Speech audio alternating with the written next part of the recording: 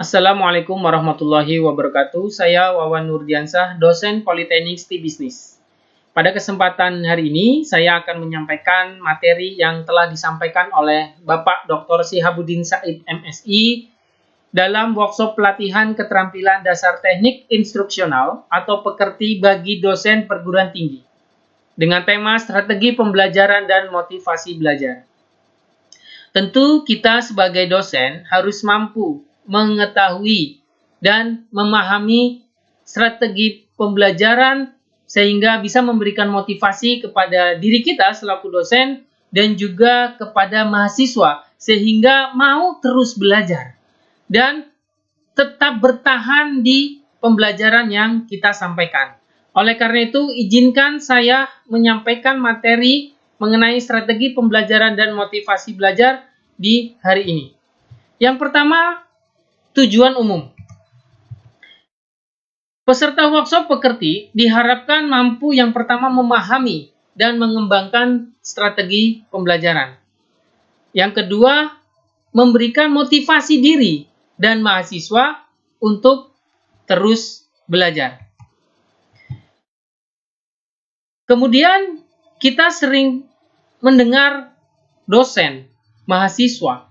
Apa sih definisi dari hal itu semua? Yang pertama, dosen. Menurut pasal 1 ayat 14 Undang-Undang Nomor 12 tahun 2012, dosen adalah pendidik profesional dan ilmuwan dengan tugas utama mentransformasikan, mengembangkan, dan menyebarluaskan ilmu pengetahuan dan teknologi melalui pendidikan, penelitian, dan pengabdian kepada masyarakat. Kemudian mahasiswa. Mahasiswa adalah peserta didik pada jenjang pendidikan tinggi. Menurut pasal 1 ayat 15 Undang-Undang Nomor 12 tahun 2012.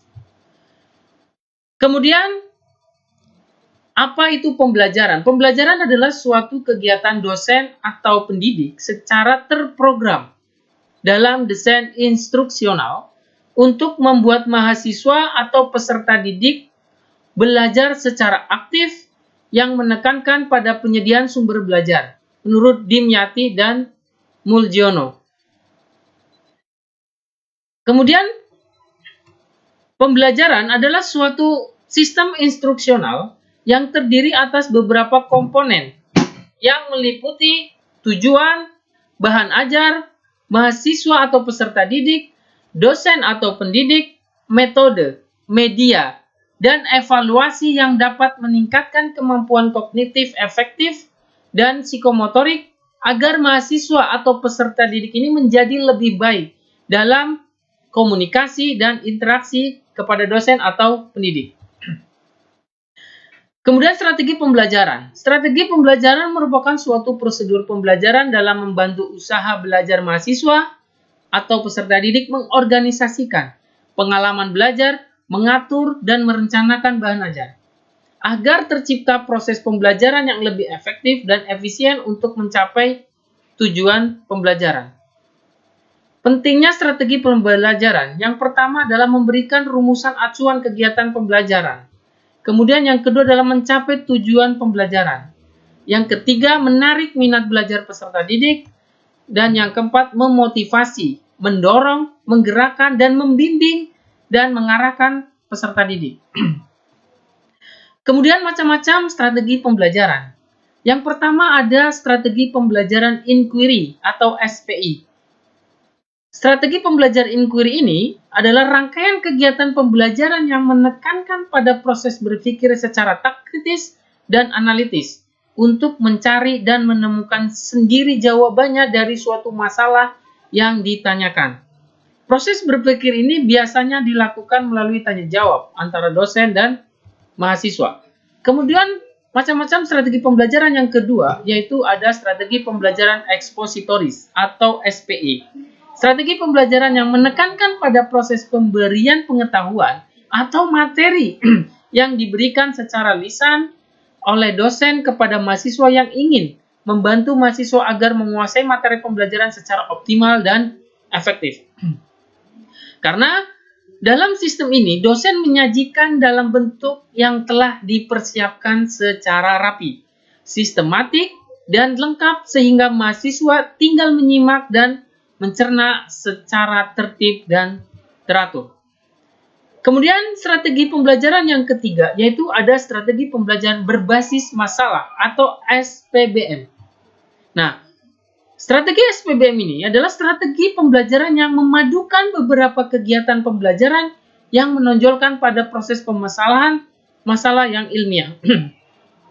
SPBM ini didasarkan pada psikologi kognitif yang dapat dibebaskan dari asumsi bahwa belajar adalah proses mengubah perilaku melalui pengalaman.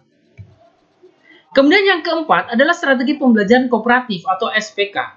Nah, metode pembelajaran jenis ini termasuk dalam rangkaian kegiatan pembelajaran yang dilakukan oleh mahasiswa dalam kelompok tertentu untuk mencapai rumusan tujuan pembelajaran. Tentu, sistem penilaian dilakukan terhadap kelompok akan memperoleh yang namanya penghargaan atau reward, sehingga kelompok tersebut akan menunjukkan prestasi yang dipersyaratkan. Kemudian yang kelima adalah strategi pembelajaran meningkatkan keterampilan berpikir atau SPPKB. Nah, strategi ini diterapkan untuk mengutamakan kemampuan berpikir mahasiswa. Materi yang disajikan dapat berupa membimbing mahasiswa melalui proses menemukan konsep diri yang harus dikuasai oleh mahasiswa dengan cara terus-menerus melalui proses dialog dan juga menggunakan pengalaman mahasiswa. Kemudian karakteristik proses pembelajaran. Yang pertama, dosen itu harus interaktif. Kemudian inspiratif, harus bisa memberikan inspirasi kepada mahasiswa. Harus fun, menyenangkan. Kemudian harus menantang, memotivasi peserta didik untuk aktif, dan memberikan ruang yang cukup bagi prakarsa, kreativitas, dan kemandirian sesuai dengan bakat, minat, dan perkembangan fisik secara psikologis dari peserta didik. Kemudian pembelajaran. Pembelajaran adalah proses interaksi antara peserta didik dengan pendidik, dan sumber belajar pada suatu lingkungan belajar. Pendekatan pembelajaran adalah orientasi, arah pandangan, atau cara pandang pendidik dan peserta didik terhadap pembelajaran untuk mencapai tujuan pembelajaran. Contohnya apa? Contohnya adalah pendidik memandang bahwa dalam pembelajaran peserta didik harus kooperatif, maka muncullah pendekatan kooperatif. Kemudian model pembelajaran. Dalam proses belajar atau gambaran pembelajaran peserta didik dari awal sampai dengan akhir, di mana ditandai dengan langkah-langkah yang spesifik. Contohnya adalah model pembelajaran kooperatif. Strategi pembelajaran. Strategi pembelajaran adalah rencana kegiatan yang disusun agar tujuan tercapai secara efektif dan efisien. Metode pembelajaran adalah cara mendidik menyampaikan dan memfasilitasi peserta didik untuk memperoleh pengetahuan atau keterampilan tertentu, atau cara yang digunakan untuk mengimplementasikan rencana dalam bentuk kegiatan yang nyata. Misalnya contoh pengamatan, eksperimen, atau ceramah. Kemudian teknik pembelajaran adalah cara pendidik menyampaikan atau memfasilitasi peserta didik untuk memperoleh pengetahuan atau keterampilan tertentu melalui metode pembelajaran tertentu. Cara yang digunakan untuk mengimplementasikan sesuatu metode. Contohnya adalah teknik presentasi pada kelompok dalam metode presentasi. Kemudian taktik pembelajaran adalah gaya mengajar pendidik yang khas dalam melaksanakan metode atau teknik tertentu. Contohnya, siang hari guru mengajar dengan ceramah yang penuh humor, dan ini akan membawa suasana pembelajaran yang akan diterima. Ya, tentu tidak menghilangkan konsep dalam mengajar, kan seperti itu. Kemudian menurut Bloom dan Krautwald, dalam belajar, mahasiswa harus menguasai 3 ranah. Yang pertama kognitif, psikomotorik, dan juga afektif. Yang pertama kita bicara kognitif. Ada 6 tingkatan. Apa saja? yaitu pengetahuan, pemahaman, aplikasi, analisis, sintesis, dan juga evaluasi. Kemudian yang kedua, yaitu ada psikomotorik, yaitu ada 5 tingkatan. Ada peniruan, semacam menirukan gerak, kemudian penggunaan, menggunakan konsep untuk melakukan gerak. Yang ketiga ada ketepatan, yang keempat ada perangkaian, dan yang kelima ada naturalisasi.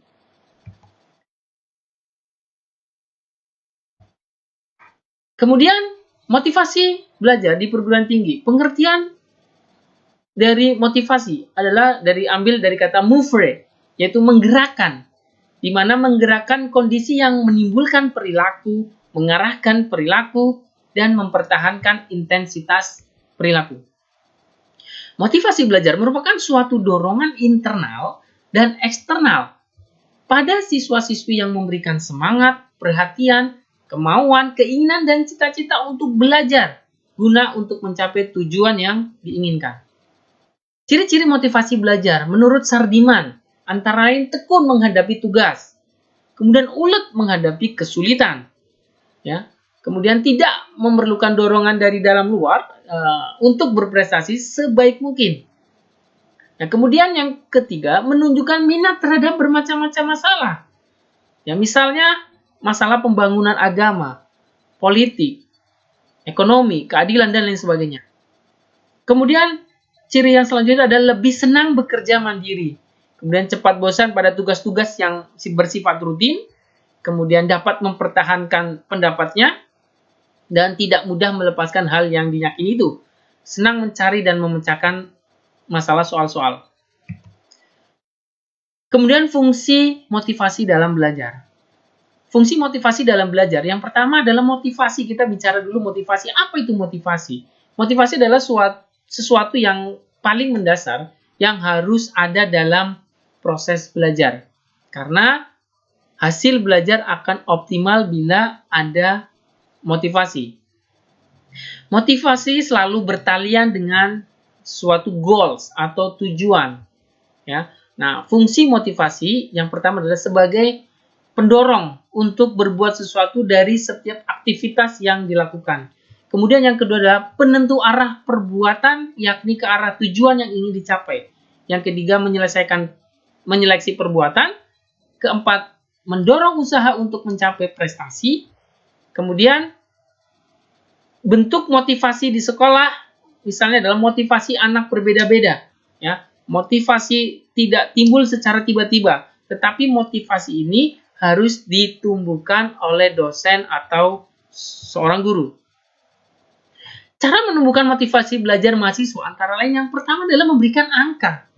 Nah, guru dalam hal ini memerlukan unsur objektivitas dalam memberikan suatu nilai, yang hendaknya angka tersebut mencerminkan aspek kognitif, afektif, dan juga psikomotorik.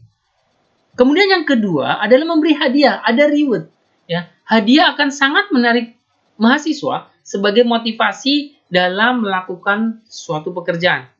Nah, tentunya hadiah sebagai penguat terhadap motivasi belajar mahasiswa.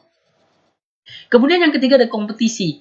Ya, baik kompetisi individu maupun kelompok digunakan untuk merangsang dan menguatkan motivasi belajar. Individu, juara kelas, kelompok, dan sebagainya. Kemudian ada ego environment.